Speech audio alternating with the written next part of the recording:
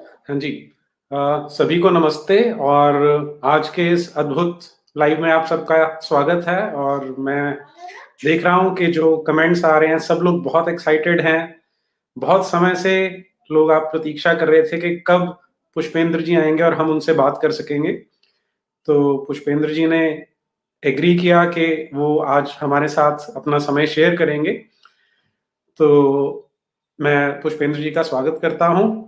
नमस्ते पुष्पेंद्र जी, बहुत-बहुत स्वागत है आपका। आपके सारे दर्शकों को, आपके सारी टीम को और आपके परिवार को आने वाला नया साल अच्छा हो और हम लोग जो हैं, जो पिछले साल भर से घरों से बैठ कर के देश भर से कनेक्ट हो रहे हैं, हम लोग दोबारा से फिर फील्ड में उतरें। आप सबका जी, बहुत धन्यवाद, शुक्रिया। और जी। नीरज भाई, आप तो ने जो कर रहे हैं वो तो कमाल ही कर रहे हैं। और जो इसे कहते हैं ना कि एकेडमिक वर्क, वो सबसे टफ काम होता है जो आप कर रहे हैं। हम लोग अ, तो भाषण देते हैं, लेकिन जो आपका काम है वो बहुत टफ है और उससे हम लोगों को बेसलाइन मिलती है और उसमें से कुछ-कुछ हम लोग पिक कर लेते हैं। हाँ, पुष्पेंद्र जी पता क्या है? मुझे ऐसा लगता है कि आपने जो अलख जगानी शुरू की है, जो आपके अंदर थी और वो जिस तरह से आपने कम्युनिकेट की है लोगों में, वो तो मुझे लगता है कि सरस्वती माँ की कृपा होती है तभी हो पाता है। पता नहीं, मैं नीरज भाई, आप तो जानते हैं, मैं तो हमेशा यही कहता हूँ कि कोई ताकत है जो मुझसे करा रही है। नहीं, मेरी कोई हैसियत नहीं थी सर, मैं तो हाँ, बस अब सिंपल सा एक पत्रकार था, वही करता रहता मैं। जी।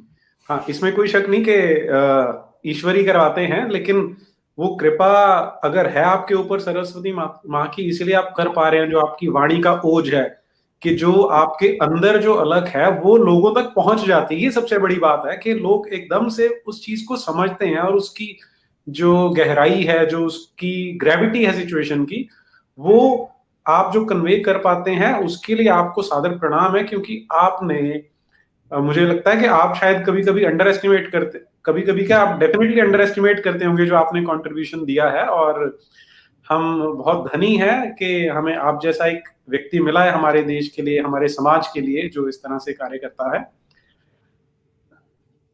अ, आज मैं ये वार्ता शुरू करने से पहले, अच्छा, एक अभी मैं दर्शकों को बताना चाहूँगा, जो अभी मुझे पुष्पेंद्र जी ने बताया कि ये रोलर हॉकी के खिलाड़ी रहे हैं बहुत लंबे समय तक और नेशनल को रिप्रेजेंट किया है उत्तर प्रदेश की टीम के द्वारा। तो पुष्पेंद्र जी, ये ज़रा, क्योंकि मुझे पता नहीं था और मुझे पक्का है कि दर्शकों को भी नहीं पता होगा, तो शेयर करना चाहें तो यहाँ से हम स्टार्ट कर सकते हैं। नहीं, मैं सबसे कहता हूँ और खासतौर से सनातनियों से कहता हूँ कि इस कोई ना कोई स्पोर्ट्स अपने मन का जरूर खेलें। और स्पोर्ट्स आपको हारने नहीं देता और स्पोर्ट्स आपको आखिरी क्षण तक जीत की आशा से आपके अंदर एक ऊर्जा भरता है, ताकत भरता है। और मेरा पूरा लंबा समय जब मैं यूनिवर्सिटी में था, तो वहाँ एक तो होता यह है कि जब आप माइनॉरिटी में कहीं होते हैं, संख्या में कम होते हैं और आपके साथ डिस्क्रिमिनेशन होने का बहुत चांस रहता है। ऐसे में मैं मानता हूं कि वो जो डिस्क्रिमिनेशन का डर और माइनॉरिटी में होना भी आपको कभी कभी अपने अंदर एक एक्स्ट्रा ताकत और एक्स्ट्रा आपको माइल कवर करना होता है। उस वजह से अलीगढ़ मुस्लिम विश्वविद्यालय की टीम में रहा। 7 बार मैंने नेशनल्स में पार्टिसिपेट किया। अलीगढ़ से लेकर के कर मैं अमृतसर तक कोई 540 किलोमीटर रोड पे स्केटिंग की मैंने। और जापान की टीम के खिलाफ खेला, मैं पाकिस्तान के खिलाफ खेला। और वो दौर था और उसकी वजह से शायद ये वजह है कि जो कुछ मैं आज कर पा रहा हूँ, उस वजह से मेरे अंदर एक शुरू से, जिसे कहते हैं कि मैं हार नहीं मानता आसानी से। मतलब मैं अपना टेम्परामेंट लूज नहीं करता और अपनी बात को उतनी ही ईमानदारी से रखने की कोशिश करता हूं जितनी ईमानदारी से आपके खेल को दुनिया देखती है। और आप खेलते हैं तो आप खेल में कोई बेईमानी नहीं कर सकते, और आपकी बेईमानी अगर आप करेंगे तो पकड़ी जाएगी। तो शायद ये वही बैकग्राउंड है जिसकी वजह से मैंने कोई भी बात बिना तथ्यों के मैंने कभी नहीं कही। और शायद हर बात को मैं किसी न किसी के रेफरेंस से जरूर बोलता हूं, ताकि लोगों को कहीं इसमें ये ना हो कि ये बात कह तो दी है लेकिन इसकी कहीं कोई उनको कोई प्रूफ नहीं है, कोई रेफरेंस नहीं है। तो कुछ स्पोर्ट्स एक लंबा समय तक रहा। अवत्री भाई ने पूछा तो मैंने बता दिया, नहीं तो ये चीजें बहुत पुरानी हो गई। जी, जी।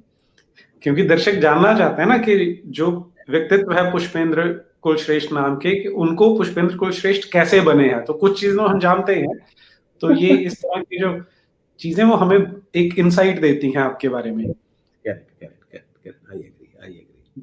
जी। पुष्पेंद्र जी, जो आज हमारा जो विषय है कि क्योंकि कल 6 दिसंबर आने वाली है जिसे शौर्य दिवस कहा जाता है, जी। तो अब कई लोग इसको अलग अलग ढंग से देखते हैं। कुछ लोगों का कहना है कि इसमें शौर्य नाम की तो कोई चीज है ही नहीं, कि हम्म। आपने एक ढांचे को तोड़ दिया तो उसे आप शौर्य क्यों, किस हिसाब से उसको शौर्य कह सकते हैं? हम्म। हम्म। जी। देखिए, देखिए आपका प्रश्न जो है बड़ा वाजिब है, और जो सवाल उठाते हैं उनका भी वाजिब है। क्योंकि कभी कभी होता यह है कि हमारे देश में जो पिछले काफी समय से नैरेटिव बने हैं, उसमें ये माना ही गया था कि करीब करीब पूरे यहाँ मुगल आए, पुर्तगाली आए, अंग्रेज आए, तमाम सारे लोग आते रहे, और भारत एक तरीके से जो दुनिया में जिसका ज्ञान विज्ञान, जिसकी आप कह सकते हैं संस्कृति फैली हुई थी, जहां दुनिया लोहा मानती थी, वो वो उस परंपरा के लोग, उस संस्कृति के लोग इतने दीनहीन कैसे हो गए कि आपके ऊपर लुटेरों ने राज किया, गुलामों ने राज किया, और दुनिया ने में शायद समझते हैं सबसे ज्यादा लोगों ने आपके ऊपर राज किया। और फिर आप 1947 आ गया, और फिर उसके बाद में ये 6 दिसंबर की घटना घटी। तो जो लोग ये कहते हैं, मैं उसमें कुछ हद तक इसलिए मानने को तैयार हूं कि देखिए, आप इस देश में मेजोरिटी में हैं, सत्ता में हिंदू हैं, व्यवस्था में हिंदू हैं, सेना में हिंदू हैं, कोर्ट में हिंदू हैं, तमाम सब कुछ आपका था। तब भी जो जायज बात थी, जो जायज चीजें थी, उसके लेने के लिए आपको 500-500 साल तक लड़ना पड़ा, फिर कोर्ट में आप गए, तो वो तो सब बात की बात है। तो ये जो 6 दिसंबर की घटना को अगर मैं ये कहूं कि कभी कभी आपके अंदर, जैसे मैं स्पोर्ट्स का अगर हवाला दूं, कि आप लंबे समय तक हारते रहें और खेल में कुछ समय बाकी हो, तो आप जब उस खेल को जीतने के लिए कोई नई टैक्टिस अपनाते हैं, तो फिर वो जायज मानी जाती है।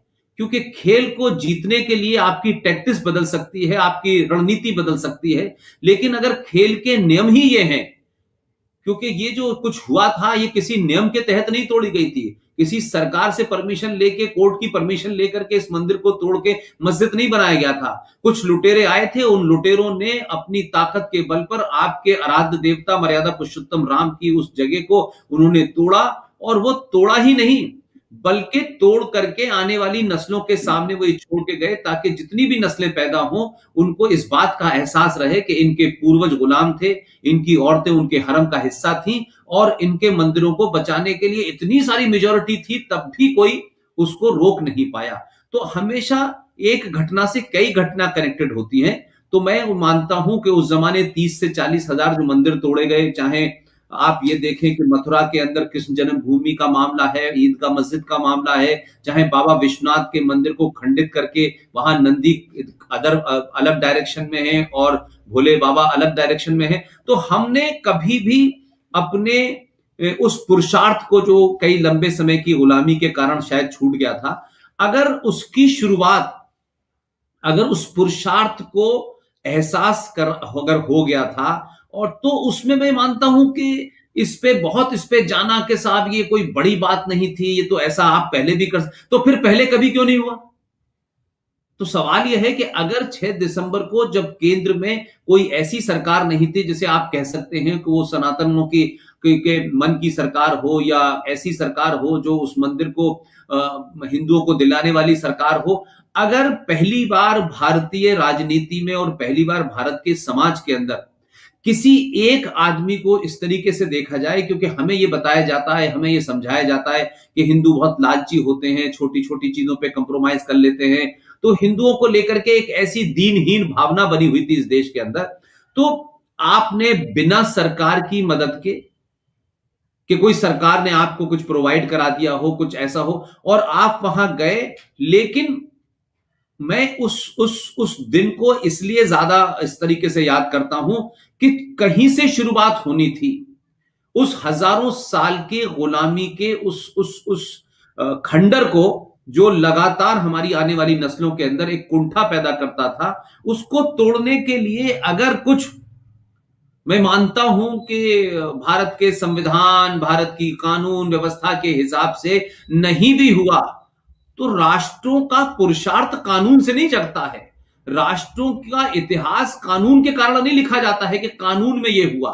मैं आज भी कहता हूं कि अगर 6 दिसंबर की घटना न होती, तो आज सुप्रीम कोर्ट यह फैसला कभी नहीं सुना सकती थी, क्योंकि सुप्रीम कोर्ट ने अपने फैसले को वो जो बेस बनाया है कि उस ढांचे के टूटने के बाद जो चीजें निकली उस आर्कियोलॉजी की बुनियाद पे बनाया है। तो अगर ये नहीं खंडर टूटता तो ये सुप्रीम कोर्ट क्या आप समझते हैं कि भारत की सुप्रीम कोर्ट इतनी बहादुर है कि वो ये कहती कि इस ढांचे को हटाइए और नीचे से इसमें से चीजें निकालिए तब हमें ये बताया जाए? तो मैं ये मानता हूं कि जो काम भारतीय समाज को करना चाहिए था वो भारत के समाज ने बिना किसी पॉलिटिकली करेक्ट हुए, बिना किसी इस बात की, क्योंकि हमारे हिंदू समाज में सनातन में ये बड़ी एक तरीके की बीमारी है और आज भी काफी लोग इससे ग्रस्त हैं कि देखिए लोग क्या कहेंगे हमारे बारे में, हमें लोग कैसे देखेंगे। अरे भाई, दुनिया में इतिहास बहादुर लोगों का लिखा जाता है। बहुत लोग जो अपने आप को आदर्शवादी होते हैं उनका इतिहास नहीं लिखा जाता, और कोई ये नहीं पूछता है कि आपसे लोगों ने आपका राज बहुत कानून के तरीके से छीना था कि बहुत प्यार से आपसे छीना था। वो आते हैं, आप पे राज करते हैं। आज हिंदुस्तान के अंदर पूरी बर्बरता, जिसे हम कुरानिक बर्बरता कहते हैं, इस्लामिक बर्बरता कहते हैं, वो आए, उन्होंने आपके हजारों मंदिरों को लूटा। लेकिन आज क्योंकि उन्होंने लूटा और आप हारे और आप गुलाम रहे, लिहाजा इतिहास आज भी उन्हीं का ही लिखा जाता है, सड़कें उन्हीं के नाम की बनी हुई हैं। तो इतिहासकार इस बात की चिंता नहीं करता है कि वो कितना बर्बर था, वो जीता, क्योंकि हमारे यहां कहा जाता है कि युद्ध में सब कुछ जायज है। और ये हमारी संस्कृति बात अलग है कि हम हजारों साल से रहे हैं तो हम ये मानते हैं कि भाई युद्ध के भी नियम होते हैं, लेकिन ये नियम, ये आदर्श, ये कानून, ये व्यवस्था, ये जभी तक है जब समाज आदर्श हो। हम हजारों साल की परंपरा में आदर्श थे। हमारे यहां छोटी छोटी बातों पे शास्त्रार्थ होता था। हमारे यहां युद्ध भी होते थे तो सूरज डूबने के बाद युद्ध बंद हो जाते थे, फौजें अपने अपने टेंटों में चली जाती थी, एक दूसरे की मरहम पट्टी भी होती थी, फिर युद्ध होता था। यानी युद्ध के अंदर इतना जबरदस्त कानून, ऐसा ऐसा एक तरीके का कहीं कोई संविधान में नहीं लिखा था, कहीं यूएनओ को चार्टर में नहीं लिखा था, लेकिन हमारी परंपरा थी। हमारा संकट यह हुआ कि हम हजारों साल की परंपरा के बावजूद भी आज एक भीड़ तंत्र से, लुटेरों से, बलात्कारियों से हमारा सामना हो रहा है, एक जिहादियों से आपका सामना हो रहा है, जिनके लिए कोई कानून और कोई नियम है ही नहीं। वो किसी नियम को फॉलो नहीं करते।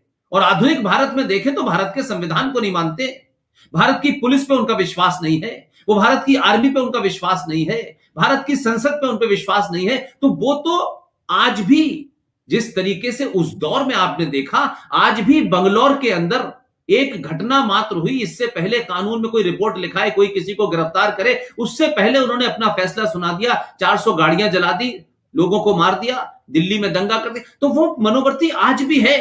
तो अगर आज भारत को एक सभ्यता, एक आदर्श समाज की प्राप्ति करनी है तो अपने हजारों साल पुराने आदर्शों को खुटी पे लटकाना होगा, और जिस तरीके से भीड़ तंत्र से आपका सामना हो रहा है उसको वैसे ही जवाब देना होगा। आप ये नहीं कह सकते कि देखिए ये काम पुलिस को करना चाहिए। पुलिस एक व्यवस्था का अंग है, वो व्यवस्था में जैसे सत्ता में लोग बैठते हैं, पुलिस वैसे ही बात करती है। तो आपको पुलिस तो जब बचाने आएगी जब पुलिस वहां मौजूद होगी, मौजूद जब होगी जब तक आप मर चुके होंगे। तो इससे पहले कि आपको अपनी जान बचानी है, उस आदर्श की मानसिकता से बाहर निकलिए, उस आदर्श को रखिए, लेकिन वो आदर्श समाज बनाने के बाद उस आदर्श को लागू कीजिए। लिहाजा ये 6 दिसंबर की घटना हजारों लाखों हिंदू सनातनियों की एक गुस्से का फूटना था, और वो ये समझ चुके थे कि ये देश भले ही भारत जिसे हम कहते हैं हमारा है, हम अपने प्रधानमंत्री पे हमारा यकीन था, कोर्ट पे हमारा यकीन था, व्यवस्था पे हमारा यकीन था, लेकिन उस व्यवस्था ने हमारे संस्कारों को, हमारे आदर्शों को, हमारी भावनाओं को, हमारी आस्थाओं को, हमारी संवेदनाओं को, हमारी संस्कृति को कभी भी उस तरीके से वो सम्मान नहीं दिया। लिहाजा लोगों में गुस्सा आया और देश ने कानून व्यवस्था को ताक पे रख करके फैसला खुद कर दिया। नीरज भाई, मैं अपनी बातचीत में बार बार ये कहता हूं कि इस देश की सत्ताओं को, व्यवस्थाओं को, जुडिशरी को, अगर उनको ये लगता है कि भारत हिंदू सनातनी बहुल देश है, अहिंसक देश है, तो इस सनातनी हिंदू की अहिंसा को बनाए रखने की जिम्मेदारी इस देश की माइनॉरिटी, इस देश के सारे इंस्टीट्यूशंस की है। क्योंकि मेजॉरिटी हिंसा नहीं चाहती, लेकिन अगर आप इतना डिस्क्रिमिनेशन उसके साथ करेंगे कि वो अपने मंदिरों को बचाने के लिए कोर्ट का 150-150 साल तक इंतजार करेगी, तो समय बदल चुका है। सबको ध्यान में रखना चाहिए कि भारत की बहुसंख्यक समाज जो हिंदू सनातनी है, उसकी भावनाओं को इतनी ठेस न पहुंचाए कि वो फिर सड़कों पे खुद फैसला करने लगे। राम मंदिर कोई छोटा मोटा मंदिर नहीं था। मर्यादा पुरुषोत्तम राम जो हमारे आदर्श हैं, उनका मंदिर था। कोई ऐसा मामला नहीं था कि जो लोग विरोध कर रहे थे वो ये कहते कि ये मोहम्मद साहब का मंदिर है, मस्जिद है, ये मोहम्मद साहब यहीं पैदा हुए थे, तो भी समझ लेते। अरे हम तो इतने सहिष्णु और टॉलरेंस लोग हैं कि इस्लाम की पहली मस्जिद हमारे हिंदुस्तान में बनी, सब जानते हैं। लिहाजा हमको कोई दुनिया के लोग टॉलरेंस का पाठ ना पढ़ाए, हमें सहिष्णुता का पाठ ना पढ़ाए, हमारे तहम्मुल, हमारी हमारे हमारे पेशेंस का कोई इम्तिहान न ले। क्योंकि जब ये गुस्सा फूटेगा तो एक बाबरी मस्जिद नहीं, ये 30,000 भी, ये समाज जिस दिन समझ के खड़ा हो गया और उसे लगा कि उसके साथ कितना अन्याय व्यवस्थित रूप में इस देश की व्यवस्था ने किया है, तो मैं मानता हूं इसको शौर्य दिवस जो लोग कहते हैं उनका भी कहना इसलिए सही है कि कम से कम इतने सालों के बाद आपने एहसास तो किया कि हम भी प्रतिकार कर सकते हैं, हम भी लड़ सकते हैं, हमारे बाजू में भी दम है। लेकिन हमें बार बार उकसाओ मत, बार बार प्रवोक मत करो। पूरे देश ने कहा मंदिर वहीं बनाएंगे, डेट नहीं बताएंगे, मंदिर वहीं बनाएंगे, डेट नहीं बताएंगे। आपने उस आदर्श समाज के सोए हुए पुरुषार्थ को जगाया।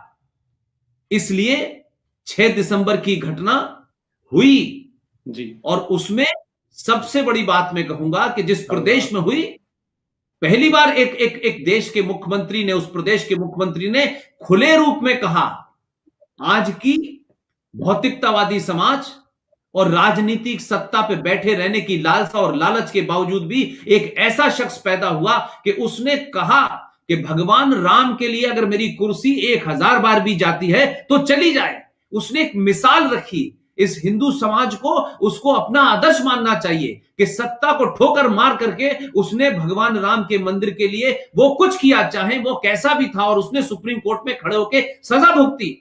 अगर इस करोड़ों हिंदू समाज के अंदर में कुछ लोग भी निकल आएंगे तो 30,000 मंदिर भी और मथुरा भी, काशी भी आपका होगा और आप अपनी सही पूजा कर पाएंगे।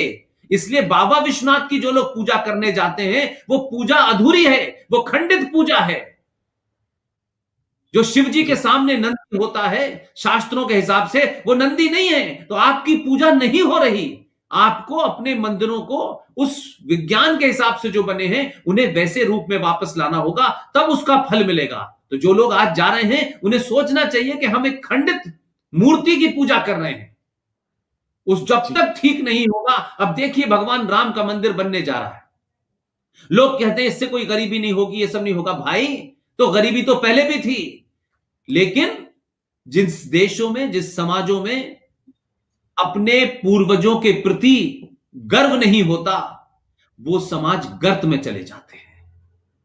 इसलिए इसे मैं शौर्य दिवस मानता हूं और इसे मनाना चाहिए, गाजे बाजे के साथ बनाना चाहिए, समाज को मनाना चाहिए। सरकार क्या करती है नहीं करती है, दो अलग अलग बातें हैं। सरकार का काम है राज्य चलाना। मैं फिर वही बात आपके सामने नीरज भाई कहूंगा कि सरकारों पर जिस दिन भारत का बहुसंख्यक समाज सबसे ज्यादा निर्भर रहना बंद कर देगा, उस दिन ये देश अपने हजारों साल पुराने ज्ञान विज्ञान को और उस ख्याति को प्राप्त करेगा जिसे भारत पूरी दुनिया में जानती है। ये गांधी के देश से भारत दुनिया में नहीं जाना जाता, 1947 से नहीं जाना जाता।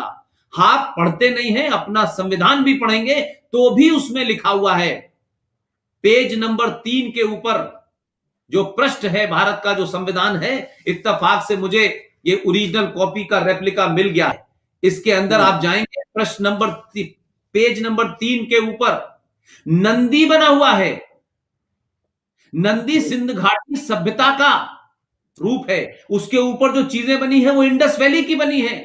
और प्रश्न नंबर 3 में पहला ही प्रश्न लिखा हुआ है, नेम, नाम क्या है, भारत का नाम क्या है। तो उसमें लिखा हुआ है Bharat, India, that is Bharat. कौन सा भारत? हजारों हजारों साल वाला। इसलिए इस संविधान के अंदर भगवान राम की भी तस्वीर है, इसमें हनुमान जी की भी तस्वीर है, इसमें सीता जी की भी तस्वीर है, इसमें कृष्ण जी की भी तस्वीर है, इसमें छत्रपति शिवाजी महाराज की भी तस्वीर है, इसमें सुभाष चंद्र बोस की तस्वीर है, इसमें महावीर की तस्वीर है, इसमें गुरुकुल की तस्वीर है। सब कुछ है। हिंदू सनातनी जाग जाए और भारत के इस संविधान के बारे में सबके सामने कहे कि हमें वो संविधान की कॉपी दी जाए, वो बताई जाए जो बार बार हमसे कहा जाता है कि भाई ये संविधान की कॉपी जो है, ये संविधान तो अंबेडकर जी ने लिखा था। अगर अंबेडकर जी ने लिखा था तो इस संविधान का पहला पेज देखिए, ये ओरिजिनल कॉपी का रेप्लिका है जो आपको मिलेगा नहीं कहीं। मुझे किसी ने प्रेजेंट किया है, इसलिए मैं बार बार लोगों से कहता हूं, ये देखिए जो मैं बात कह रहा हूं, ये प्रश्न संख्या 3 है, नंदी बना हुआ है इसके ऊपर। इसमें पहले ही उसमें लिखा हुआ है name India that is Bharat.